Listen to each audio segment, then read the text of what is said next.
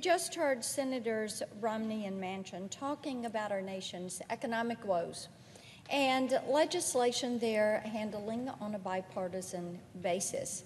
And I think it's always a good, positive thing when we can approach our work in a bipartisan way. It's what the American people are expecting us to do. And yesterday, in our Commerce, Science, and Transportation Committee, we had bipartisanship at work again.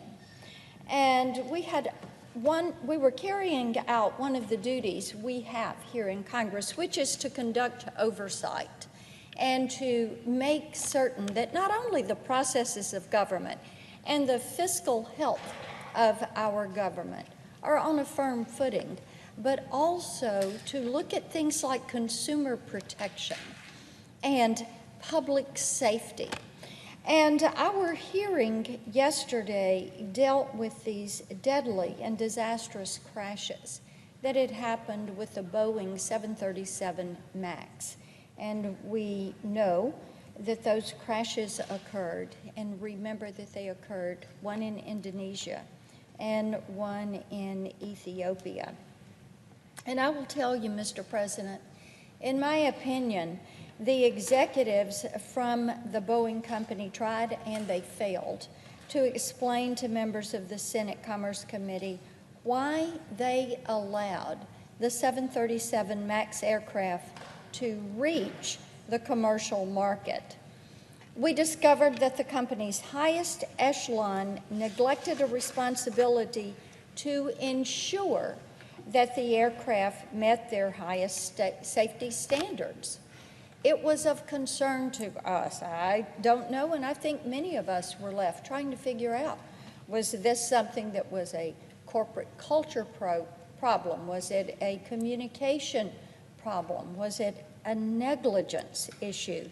Until a few weeks ago, executives, including President and CEO Dennis Muilenburg, had not read emails revealing how Boeing officials convinced the FAA to approve training materials and delete troublesome flight systems data, and had not read text messages showing that employees lied to regulators about safety problems with the plane's unique MAX system.